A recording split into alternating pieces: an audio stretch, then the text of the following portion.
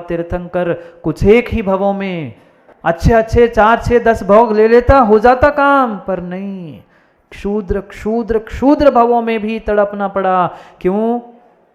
क्योंकि शोधन नहीं हुआ था आत्मा का, पहचान नहीं पाया था कि मैं ही परमात्मा हूं।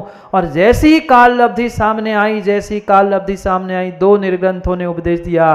5 मिनट का ज्ञानियों 5 महीने हो गए, 5 मिनट का उपदेश दिया, आकाश मार्ग से और वे निकल गए। वह पूछ वाला तो श्रावक बन गया, पर मूछ वालो, बिना मूछ वालो इंसान बन गए।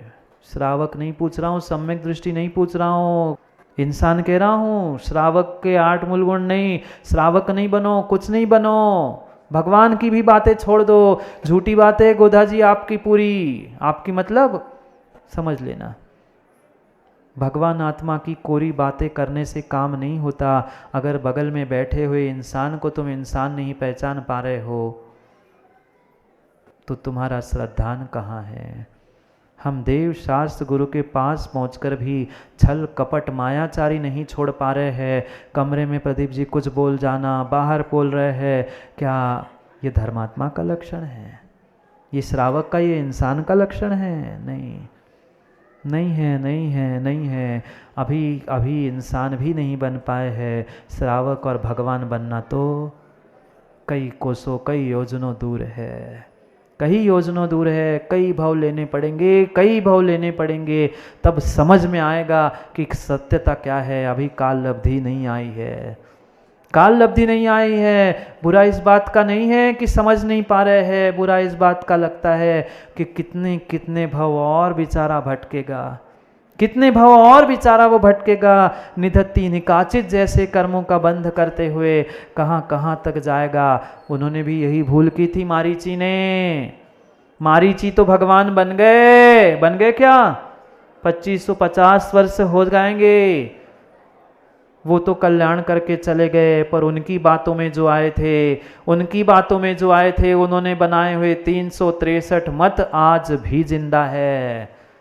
कहने वाला तो कल्याण करके चला जाएगा, उन्होंने ले लिया प्रायश्चित, हो गया समर्पण, सब कुछ हो गया, पर तुम्हारे वक्तव्य के कारण जो दिग्भ्रमित हुई थी उन सब का क्या होगा? अखिलेश पंडित, बोलने से पहले 50 बार सोच लेना, विचार कर लेना बेटा कि मैं एक शब्द बोल रहा हूँ, मैंने एक शब्द गलत बोल लिया और उस बात को कोई पकड़ के मिथ्यात्व में जा रहा है, तू तो अपना कल्याण कर लेगा, पर उसका क्या होगा? ठीक है, उसकी होनहार वैसी थी, पर निमित्त तो तू बना। हम क्यों निमित्त बने? हम बने तो अच्छे बने, बुरे के लिए निमित्त मत बने, मत बने, मत बने। वह मारीची से एक एक पर्यायों को प्राप्त करते हुए वह सिंह काल लब्धि के निमित्त से शोधन करना प्रारंभ करता है, और वहां से जो यात्रा उन्नति की शुरू होती है, फिर कभी जन्म लेता है। कहाँ कहाँ? त्रिशला कहाँ? जन्म कहाँ लेता है? उस कुंडल ग्राम में त्रिशला के कुक्षी से जन्म लेते हुए वह उत्थान का मार्ग प्रारंभ होता है। काम दुहिम कप्पतरुम चिंतारणम रसायणम परसाम, सम्यक दर्शन उस शेर की सिंह की पर्याय में प्राप्त किया था। कैसा? जिस प्रकार कामधेनु, कल्प वृक्ष, चिंतामणि, रत्न, रसायन, पारसमणि है। कितनी उपमा दी? 1 नहीं, 2 नहीं, 3 नहीं, 5 उपमा देते हुए सम्यक दर्शन की महिमा कह रहे हैं। जो कामधेनु हैं, कामधेनु जानते हो? आज तो शायद आप देखी भी नहीं है। कामधेनु भी नहीं है, कल्प वृक्ष भी नहीं है। कामधेनु गाय है, उसके पास जाकर मात्र इच्छा करो, वह जो काम आपकी इच्छा है पूर्णी होती है। कल्प वृक्ष भी उसके पास पहुंचते ही तुम जो मन में लेकर पहुंचो, कल्प वृक्ष तुम्हें प्रदान करता है। चिंतामणि, रत्न भी बिल्कुल ऐसा ही होता है। जो तुम चिंता चिंतन करो वो तुम्हें चिंतामणि रत्न के सामने मिलता है। पारसमणि भी लोहे को सोना बना देती है। ऐसा ही लद्धो ज्ञानी जच्छिदम यथोचित, जितना तुम्हें सुख चाहिए प्रियम, उतना प्रत्येक सुख देने के लिए अगर कोई साधन है, तह सम्मम, वह मात्र सम्यक दर्शन है, मात्र और मात्र सम्यक दर्शन है, अन्य कुछ भी नहीं है। मात्र सम्यक दर्शन है जो इस कल्प वृक्ष कामधेनु पारसमणि चिंतामणि को प्राप्त करते हुए सुख की चाह करता है। इससे भी बड़ा सुख अगर तुम्हें कहीं मिलने वाला है तो उसका नाम है सम्यक दर्शन। इस लोक में और परलोक में यथेच्छ सुख देने वाली पहली सीढ़ी सम्यक दर्शन।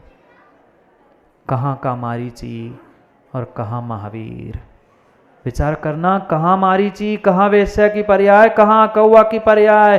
कभी भी बच्चों जो फटाके फोड़ रहे ना, उस दिन सोच लेना वह कौवे की पर्याय में महावीर थे। ऐसे किसी छोटे जीव जंतु में भी आप बनने वाले भगवान हो सकते हैं। इसलिए सोच समझ कर उन पर धमाके फोड़ देना, सोच समझ कर उन पर फटाके फोड़ देना, धमाके फोड़ देना। वह जीव अगर तब हानि को प्राप्त हुआ था, आज तुम्हारे द्वारा कितनों की हिंसा हो रही है। क्योंकि दीपावली है ना, बच्चे तो फिर भी एक बार मान जाए, पर माता पिता सोचते हैं करने तो दो, मौज मजा, उतनी 2 घंटे हम फ्री शांति से घर बैठे रहें। नहीं बच्चों, संकल्प करना, कल तक फोड़ लिए तो कोई बात नहीं, पर कम से कम आज भगवान महावीर स्वामी का निर्वाण हुआ है, उन्होंने सुख को प्राप्त किया है। आप दूसरों को फोड़कर, दूसरों को प्राणों को नष्ट मत करना, मत फोड़ना फटाके, मत फोड़ना फटाके। उतनी जीवों की रक्षा हो जाएगी, धन की रक्षा हो जाएगी। बहुत अच्छी बात है, बहुत अच्छी बात है। क्योंकि हमें भी आगे अगर अच्छे मार्ग पर चलना है तो दूसरे के लिए अच्छा सोचना होगा। पुरुषार्थ करते करते जीव अंतिम समय 13वें गुणस्थान में पहुंचता है। धन्य तेरस का वह दिन, पावापुरी के उस पंपा सरोवर पर वह ध्यान का निरोध करते हुए भगवान वर्धमान स्वामी बैठ गए। त्रयोदशी निकल गई, चतुर्दशी भी निकल गई, बस अमावस की वह प्रातः होने ही वाली थी, सूर्य उदय होने ही वाला था। अंतर मुहूर्त शेष बचा था, अंतर मुहूर्त शेष बचा था। तीसरा शुक्ल ध्यान करते करते तीसरे शुक्ल ध्यान का भी समय समाप्त हुआ। पूरे योगों का निरोध होकर 14वें गुणस्थान में जीव पहुंचता है। कौन? जो मारीची की पर्याय में था, वैश्या की, एकेंद्रिय की पर्याय में, अकौवा की पर्याय में, कभी सिंह की पर्याय में था, आज बनने वाला भगवान है, जिनके चरणों में वो गौतम हाथ जोड़कर बैठा था। वह भी सोच रहा था कि कब मुझे फल मिले, कब प्रभु को फल मिले, और वह अंतिम समय, अंतिम क्षण पहुंच गए। सोचना, विचार करना, जब सामने रिजल्ट खुलने वाला है, परीक्षा तो दी होगी ना आप लोगों ने, रिजल्ट खुलने वाला है, पक्का है, अब रिजल्ट खुलने ही वाला है। कुछ मिनट पहले कैसे होता है? सौरभ शादी हो गई? नहीं, मुझे पता है, पूछना पड़ता है, हो गई ना? अब गले में वाला डलने ही वाली थी, अभी डली नहीं थी, सामने एक दूसरे के खड़े थे। कैसे हो रहा था? उतने में कह दी पंडित जी अभी 10 मिनट है, खड़े रहो माला लेके। तब तो पंडित ऐसा लगता है जल्दी तो कर, 10 मिनट किसके पास टाइम है? क्यों?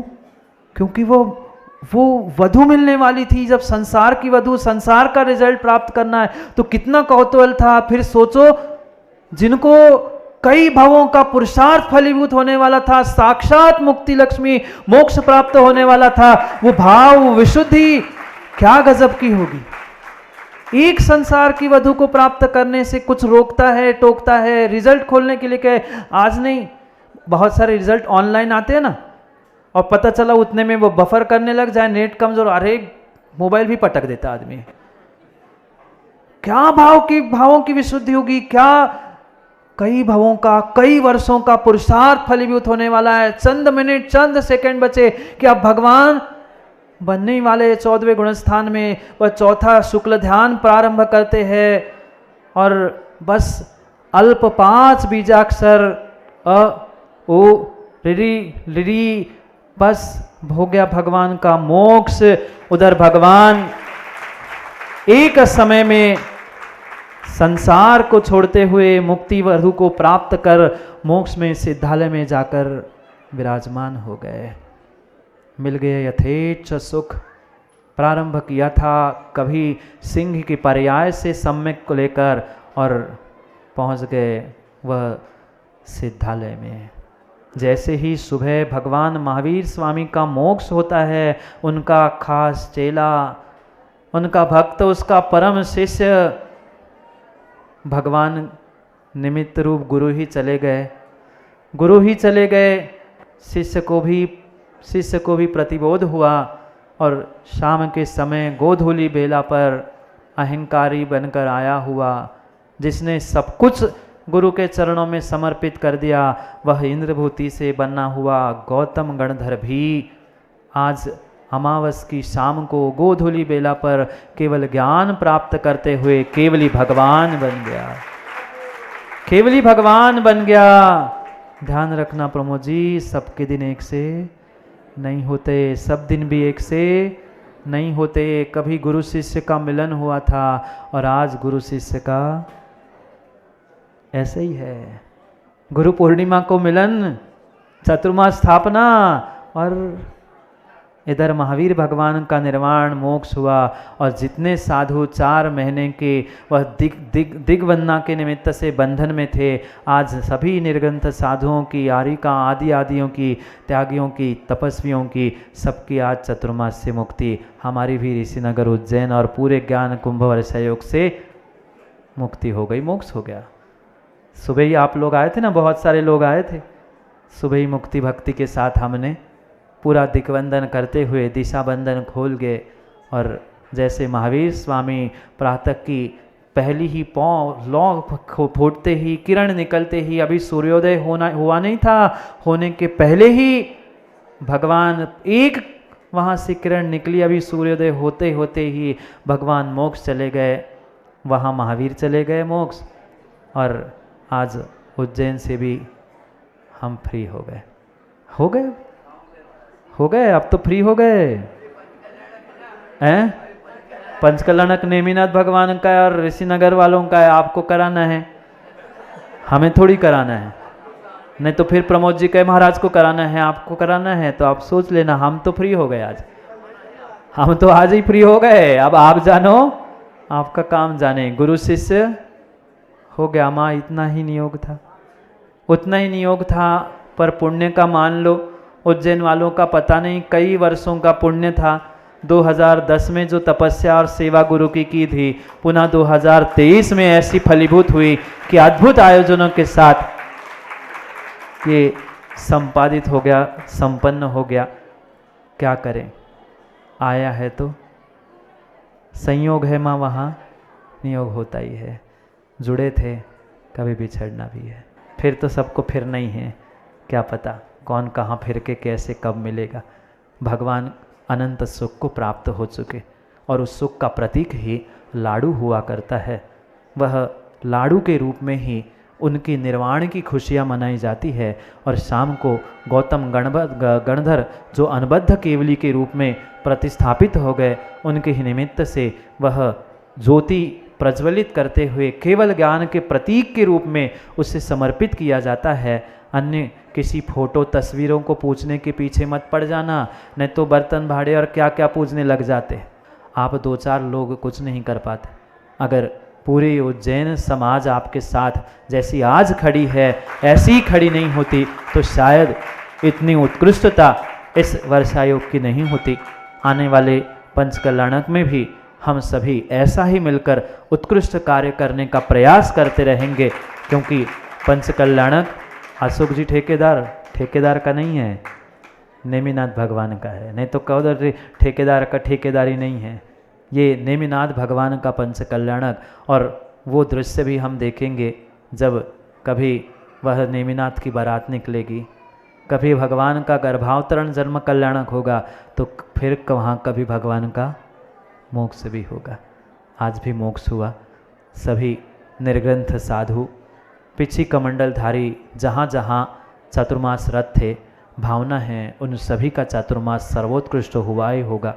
उन सभी निर्ग्रंथों के आचार्य उपाध्याय साधुओं के चरणों में नमोस्तु प्रति नमोस्तु है कि ऐसे ही प्रतिवर्ष का आपका वर्षा योग उत्कृष्ट प्रभावना के साथ संपन्न होता रहे। यही प्रार्थना गुरु भगवान विशुद्ध सागर जी की भी चरणों में है। जैसे इस वर्ष आपने आशीर्वाद देते हुए इतना उत्कृष्ट चतुर्मास करने के लिए हम सभी को, संघ को, श्रावकों को, समाज को और एक एक व्यक्तियों को जो आपका आशीर्वाद फलीभूत हुआ, ऐसा ही आशीर्वाद फलीभूत हो। और मैंने कल भी कहा था, आज पुनः कहना चाहता हूँ क्योंकि समय हो गया। हाँ तो बहुत अच्छी बात है, पर निवेदन तो किया गुरुजी ने, इतना ही कहा कि देखते हैं, तो उनको देखते हैं नहीं, उनको कहना पड़े हाँ मैं आ रहा हूँ। ऐसी भक्ति हमें करनी है कि गुरुजी कहे कि हाँ मैं आ ही रहा हूँ। जितने मिले उनका तो एक दिन क्या, मैं कहता हूँ 1 घंटा भी इस धरा पर बहुत अद्भुत कार्य हो सकता है। ऐसे गुरु के चरणों में भी यही से हम प्रार्थना करते हैं कि गुरु भगवान आपके आशीर्वाद से ये हमने सब कुछ प्राप्त किया। यह आपका आशीर्वाद और सब कुछ आपकी कृपा ही थी, जिसकी बदौलत मेरे जैसा तुच्छ प्राणी बहुत कुछ कर पाया। क्योंकि 2010 की भी स्थिति सबको पता है और आज की तो सबके सामने है ही। ये गुरु की असीम अनुकंपा है। पुनः हम समय पर समय की बात को समझते हैं। अभी ऐसी ही सम्यक दर्शन के साथ हम विशेष उन्नति को प्राप्त करते हुए, धर्म ध्यान करते हुए अपना कल्याण करने का प्रयास करेंगे। अभी कल 3 श्लोक बचे हैं, नहीं तो सोचो कि हो गया रहनसर, अभी रहनसर बाकी है। ठीक है, कल पुनः समय पर समय की बात के लिए नहीं आएंगे ना? आओगे तो पाओगे, क्या पता फिर कब कहाँ कैसे पुनः वर्षा योग प्राप्त होता है, पुनः निमित्त सहयोग प्राप्त होता है। इसलिए सबके लिए, पूरी उज्जैन समाज के लिए बहुत बहुत आशीर्वाद। आयोजक, निवेदक, संयोजक, जितने जितने जीव है, क्योंकि कलशों के नाम लेने पड़ जाऊं मतलब पुण्यात्माओं के, तो शायद शाम तक नाम ही हो जाएंगे। इतने एक छोटे से बड़े जीवों का सहयोग रहा। उन सभी जीवों के लिए जिन्होंने तन मन धन समय जैसे देके हुए इस वर्षा योग को प्रभावनापूर्ण करने का प्रयास किया, क्योंकि कुछ पहले से जुड़े, कुछ आखिरी में जुड़े, कुछ बीच में जुड़े, कुछ गए कुछ आए, ये तो स्वाभाविक सी बात है। पर सभी के लिए यही आशीर्वाद है, नाम किसी का नहीं, पर सब बेनाम ही नाम काफ़ी है। समय पर समय की बात के लिए पुनः हम समय पे मिलते हैं, क्योंकि समय पे किया गया काम समय को दिलाता है। बोली भगवान महावीर स्वामी की